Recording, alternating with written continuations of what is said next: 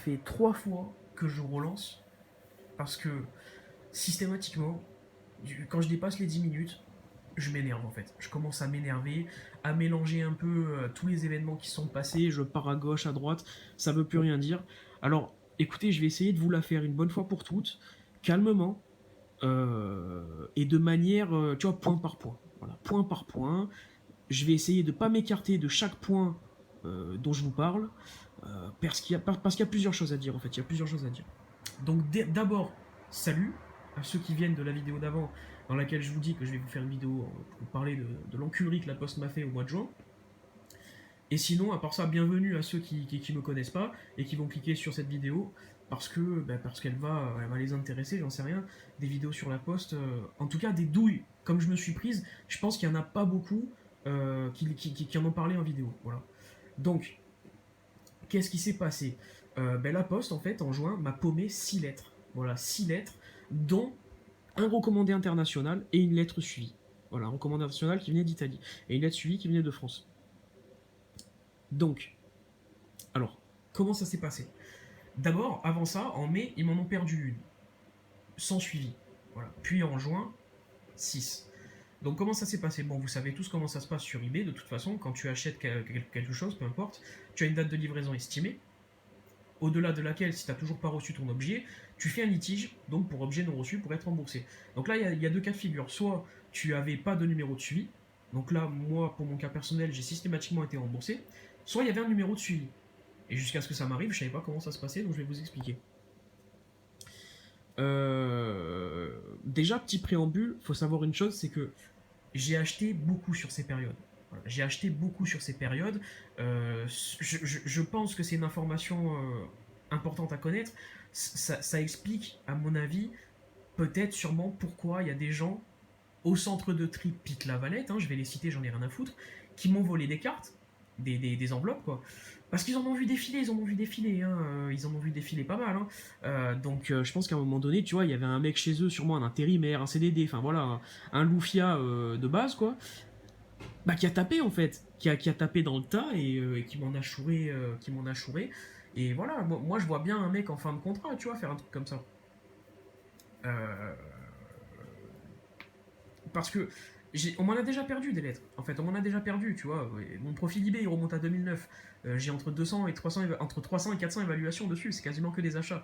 Donc on m'en a déjà perdu. Mais si on m'en a perdu une ou deux par an, c'est le bout du monde. Là, 6 en l'espace d'un mois, 7 en comptant celle du mois de mai, ça me paraît un peu gros, tu vois. Ça me fait penser au système de piratage des cartes bancaires. Parce qu'on m'a aussi niqué ma carte bleue dans cette période-là.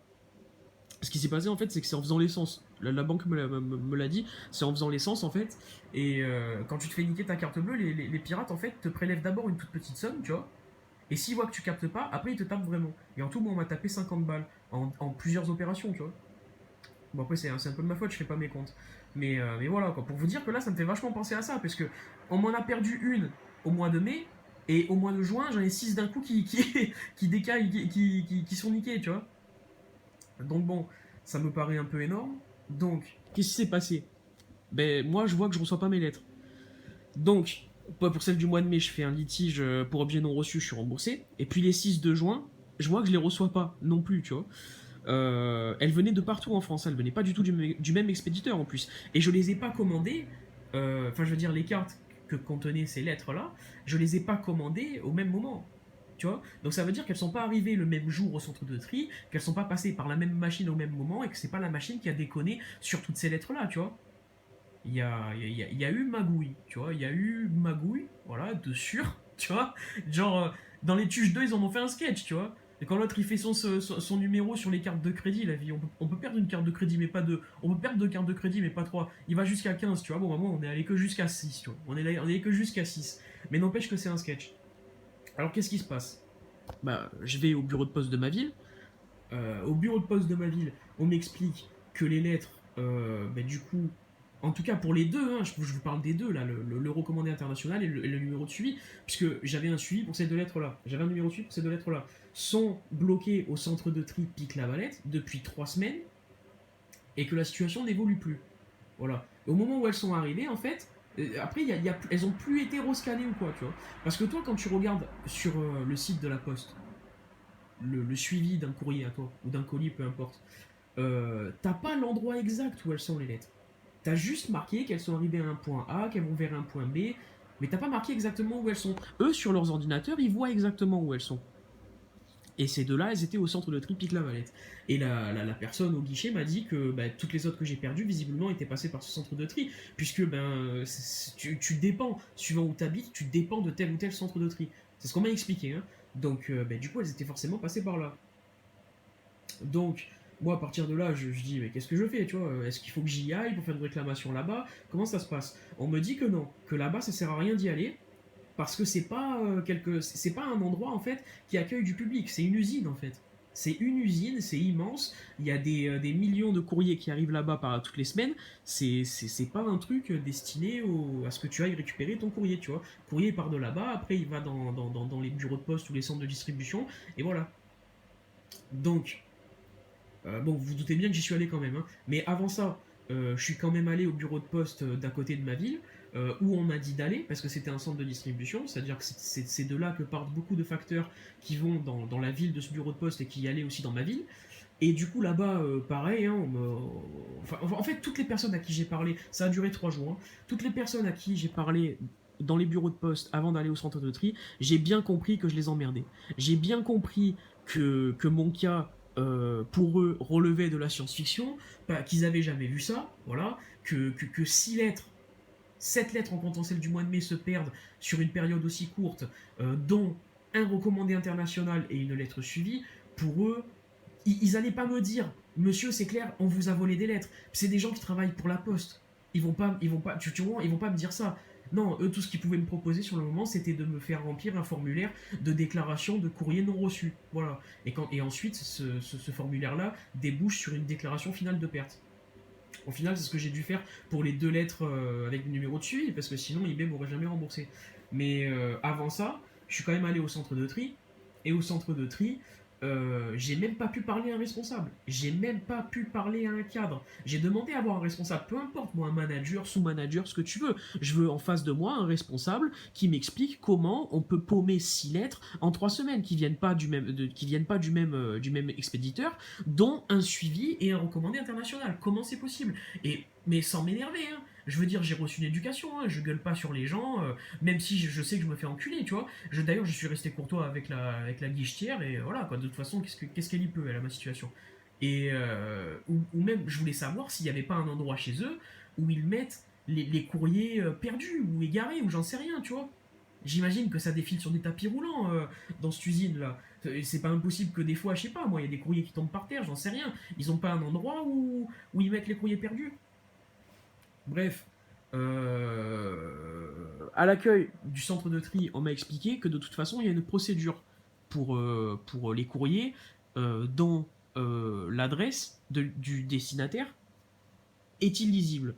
Parce que ça peut arriver que lors d'une erreur de manipulation humaine ou mécanique, ou alors tout simplement parce que l'expéditeur a mal orthographié l'adresse du destinataire, bah, que la lettre puisse pas être livrée en fait. À ce moment-là, on m'a expliqué la procédure. En fait, la lettre, elle est envoyée, j'ai plus le nom de la ville en tête, mais elle est envoyée sur un site de la Poste dans le nord de la France, et c'est le seul endroit en France où des gens de la Poste sont habilités à ouvrir les courriers, puisqu'à l'intérieur des courriers, souvent commerciaux, il y a une facture. Il y a une facture, tu vois. Du coup, il y a moyen quand même d'avoir une adresse, même si c'est celle de l'expéditeur, pour renvoyer le courrier. Mais bon, visiblement, c'est pas ce qui s'est passé pour mes lettres, hein, puisque ben, ni l'expéditeur ni moi n'avons finalement reçu le courrier. Plus tard, hein, je veux dire, là, on est en septembre, hein, donc bon, voilà, les courriers, ils ont disparu dans la nature. Ils ont disparu dans la nature. Euh, donc, ben, finalement, ben moi j'ai fait une déclaration de courrier pas reçu mes couilles, là, comme on m'a dit de faire, chez eux, voilà, en bureau de poste, je veux dire, ce qui n'a servi à rien, j'aurais pu le faire sur internet, hein. Chez eux, personne ne m'a aidé. Personne ne m'a aidé à retrouver mes courriers. Il n'y en a pas un moment donné dans un bureau de poste ou quoi qui a décroché le téléphone, qui a appelé son chef. Il n'y a pas un chef qui est venu pour me dire attendez, je vais appeler le chef du centre de tri. Il y a personne qui a pris mon cas en main. Personne. Et quand je dis mon cas, voilà le cas. 2 courriers suivis, perdus, plus 5 courriers non suivis perdus en même pas un mois et demi. C'est quand même inhumain. C'est pas possible. C'est pas possible, tu vois. Et la guichetière au centre de tri qui me dit que c'est pas possible qu'il y ait des vols chez eux parce qu'il y a des caméras de partout. Non mais attends, tu me prends pour un con. Tu me prends pour un con. Moi, dans mon secteur d'activité aussi, on a des caméras partout, mais on sait très bien qu'il y a des angles morts et que les gens qui veulent faire des conneries, voler ou peu importe, peuvent le faire. On le sait très bien. Et puis de toute façon, je suis la preuve vivante que chez eux c'est possible, puisque 6 lettres, 7 lettres ne se perdent pas comme ça en un mois et demi. C'est pas possible. Et la situation en est restée là. Elle en est restée là. J'ai été remboursé par eBay puisque de toute façon après je leur ai scanné la déclaration finale de perte de la poste, même, enfin tu vois, pour les vendeurs je trouve ça dégueulasse parce que j'ai été remboursé. Je pense que du coup l'argent on leur a repris, enfin après j'ai peut-être une connerie parce que j'ai jamais eu de problème en tant que vendeur, puis j'ai très peu vendu sur eBay de toute façon. Peut-être qu'on leur a pas repris l'argent, j'en sais rien, mais en tout cas si on leur a repris l'argent c'est pas cool, hein, c'est pas cool, hein, parce qu'ils y sont pour rien, hein. Ils y sont pour rien. En plus, l'autre, il m'a envoyé la lettre en recommandé international, l'italien. C'est pas tous les Italiens, tous les Allemands et tous les Néerlandais à qui j'achète des cartes qui m'envoient les cartes en recommandé international, hein. La plupart, il y a même, des fois même, il y en a, ils ont même pas de numéro de suivi, hein. Et ouais, donc c'est pour ça, je comprends vraiment pas comment ils ont pu me perdre des courriers comme ça. C'est pas possible. Pour moi, à mon avis, c'est du vol. Voilà. Centre de tri de la poste, Pique-la-Valette. Pour moi, chez vous, il y a des voleurs, ou il y a eu des voleurs. Voilà. Je sais pas s'ils sont encore, j'en sais rien. Mais ça me dégoûte, franchement, que personne n'ait voulu, à un moment donné, se mouiller chez vous, dans les bureaux de poste, pour faire remonter l'info aux oreilles des responsables de chez vous, pour que vous fassiez une enquête interne. C'est quoi ces conneries? Il y a des brebis galeuses chez vous qui tapent dans le courrier des gens, et c'est normal, quoi. C'est normal, c'est n'importe quoi. C'est n'importe quoi. C'est pas possible. C'est pas possible. Ou alors peut-être que je dis une grosse connerie, peut-être qu'il n'y a pas eu de vol, peut-être que les courriers sont juste tombés comme ça du tapis roulant, tu sais, genre à chaque fois à 3 4 jours d'intervalle, juste ceux de mon nom, tu sais, ils sont tombés par terre, et puis du coup, bah, ils sont restés là, voilà, puis après le mec il a passé le balai avec la balayeuse et la petite pelle là, et puis il a foutu mes lettres à la poubelle, tu vois, non mais N'importe quoi. N'importe quoi. Enfin voilà. Écoutez, qu'est-ce que je peux ajouter de plus? Ouais, moi je vous dis, à mon avis, hein, à mon avis, ce qui s'est passé, c'est qu'il y a quelqu'un chez eux, une ou plusieurs personnes, voilà, des branleurs, des connards, qui étaient peut-être en fin de contrat, ou alors juste qui font ça souvent, j'en sais rien, hein. Ils ont vu défiler des lettres à mon nom depuis le début d'année, tu vois, et peut-être même aussi depuis 2019, hein, parce que des lettres, j'en ai commandé énormément des cartes depuis que j'ai repris la collection vers 2019. Ils en ont vu passer des lettres à mon nom, je veux dire. Et à un moment donné, les mecs, ils ont dit non, là, c'est bon, on va regarder quand même ce qu'il y a dans ces enveloppes. Et puis, ils ont vu que c'était des cartes. Alors, le mec, tu sais, il connaît rien en cartes, mais il est au courant que les cartes Pokémon, c'est revenu à la mode et que ça peut coûter de l'argent. Alors, il m'a tapé 6 lettres, voilà. Il m'a tapé 6 lettres, il est rentré chez lui avec mon Stélix holographique d'Aquapolis, il me l'a bien mis dans le cul. et voilà. Et c'est quelque chose qui est resté impuni chez eux, je pense, puisque l'information, je pense qu'elle est même pas remontée. Elle est même pas remontée jusqu'à chez eux. Il y a eu zéro enquête. Puisque, à partir du moment où j'ai fait la déclaration de courrier non reçu, je crois que ça devait être un vendredi ou un samedi, le lundi, j'ai reçu par mail la déclaration finale de perte. Il y a eu zéro enquête. Zéro enquête. Je sais pas si c'est un ordinateur ou si c'est un mec chez eux qui a reçu ma déclaration de courrier non reçu. Mais à partir du moment où ils ont vu que ça faisait 3 semaines, un mois, que les 2 lettres, donc le recommandé international et le suivi, étaient bloqués au centre de tri, 3 semaines, un mois, ils se sont dit non mais c'est bon, lui, il sait qu'il s'est fait niquer ses lettres, voilà, il nous fait la déclaration pour être remboursé sur internet, mais on va pas le faire patienter plus longtemps, ça sert à rien. Ces lettres, soit elles ont été volées, soit elles ont été perdues, jetées, on n'en sait rien, mais voilà, c'est clair qu'il les récupérera pas, donc ils m'ont de suite envoyé la déclaration finale de perte. Il n'y a même pas eu d'enquête chez eux. C'est vraiment des bons à rien. C'est des bons à rien. Les personnes à qui j'ai parlé dans les bureaux de poste, de ma ville et de la ville d'à côté, n'en ont rien eu à foutre que dans le centre de tri, on m'échouravait 6 lettres. Et au centre de tri, la guichetière en a rien eu à foutre non plus. Qu'est-ce que vous voulez que je vous dise? Est-ce que je suis le seul à qui une douille pareille s'est arrivée? Voilà. Dites-moi en commentaire si on vous a déjà niqué plusieurs lettres comme ça en très peu de temps. Voilà. S'il y a des gens qui travaillent en centre de tri, vous pouvez aussi venir me dire si je raconte vraiment de la merde. S'il y a une caméra tous les mètres carrés et si c'est impossible de se mettre des lettres dans la poche. Voilà. Si vous connaissez des gens qui travaillent en centre de tri, n'hésitez pas à leur demander. Votre commentaire m'intéresse, je le lirai. Parce que, parce que à l'heure où on parle là, à l'heure où je vous parle, je suis pas satisfait du tout de comment ça s'est fini. Parce que je me dis que ça peut réarriver. Ça peut réarriver. J'ai été remboursé au final, mais je me dis que ça peut réarriver. Voilà. C'est vraiment de la merde. Hein. Je vais vous dire, franchement, ça m'a cassé les couilles. Hein. À un point, vous imaginez même pas. Hein. Parce que moi, j'étais dans mon petit délire depuis que j'ai repris la collection 2019 où j'achetais mes cartes et tout. Puis là, d'un coup, que la poste me mette une douille comme ça m'a dégoûté. Hein. Ça m'a dégoûté. J'ai quasiment plus rien acheté de l'été. Hein. Je pense que c'est peut-être pour ça aussi que j'ai arrêté les vidéos pendant un petit moment parce que ça m'a cassé les couilles, mais je vous jure. Surtout quand t'as un numéro de suivi, quoi. Quand t'as un numéro de suivi, c'est une frustration. Vous imaginez pas de savoir que derrière ces murs, il y a une personne qui est en train de te voler et tu peux rien faire contre elle. Tu ne peux rien faire contre elle. C'est même pas que sa hiérarchie la protège, c'est qu'en fait, il y a même pas le relais de l'information que tu t'es fait niquer entre les différents bureaux de poste. Entre les différents loufias au guichet, quoi. Ils s'en battent les couilles de ta gueule, les mecs, mais c'est pas possible. Hein. Ils en ont rien à foutre. C'est vraiment des enculés. J'en ai rien à foutre. J'en ai rien à foutre qu'on vienne me casser les couilles ensuite derrière cette vidéo, je m'en bats les couilles. Vous êtes vraiment des enfoirés. Si moi, à mon taf, quand un client vient me demander quelque chose, même si ça dépend pas de mon activité à moi, si je l'envoyais chier comme on m'a limite envoyé chier au bureau de poste de Sifour, mais je vous jure que je me ferai virer sur le champ. Je me ferai convoquer et dégager mais dans la semaine. Mais c'est sûr et certain. Qu'est-ce que c'est que ce manque de professionnalisme? Qu'est-ce que c'est que ces gens-là, qui se croient protégés par je ne sais quel délire corporatiste d'administration de mes couilles, les mecs qui se croient protégés par le grand voile de la poste. Ah, c'est la poste. Oh là là, je travaille à la poste, alors du coup je suis intouchable, je suis un pion, moi je suis pas au courant, moi. Alors moi c'est pas ma faute, hein. Non, vraiment, mais bien sûr que c'est pas ta faute. Bien sûr que les personnes à qui j'ai parlé au guichet n'avaient rien à voir avec ce qui m'était arrivé, mais bordel, il y en a pas à un moment donné qui a pris la responsabilité de lever le cul de son siège, d'aller voir s'il n'y avait pas son chef en haut, de me le faire descendre pour que j'y demande des comptes à lui. Et avec lui, j'aurais pas été beaucoup plus agressif. J'aurais juste demandé à ce qu'ils prennent contact avec un responsable du centre de tri Pic-la-Valette et que l'affaire se règle entre eux.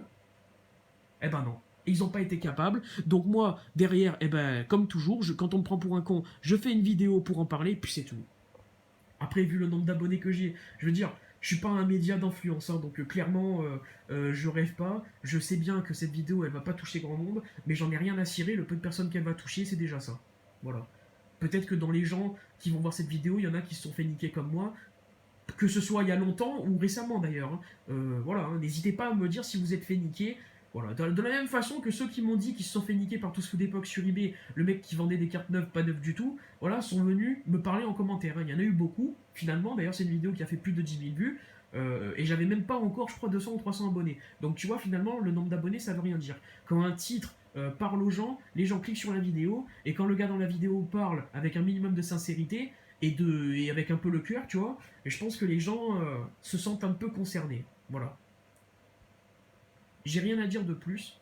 Voilà, vous voyez, je m'énerve. Je m'énerve. Au bout de 19 minutes cette fois. Mais celle-là, je vais la garder parce que j'ai la flemme d'en refaire une, franchement. Et puis de toute façon, je pense que je vous ai tout dit. Voilà. Je vais quand même la réécouter avant de la mettre pour être sûr de pas être trop parti dans tous les sens. Mais voilà. C'est à peu près tout.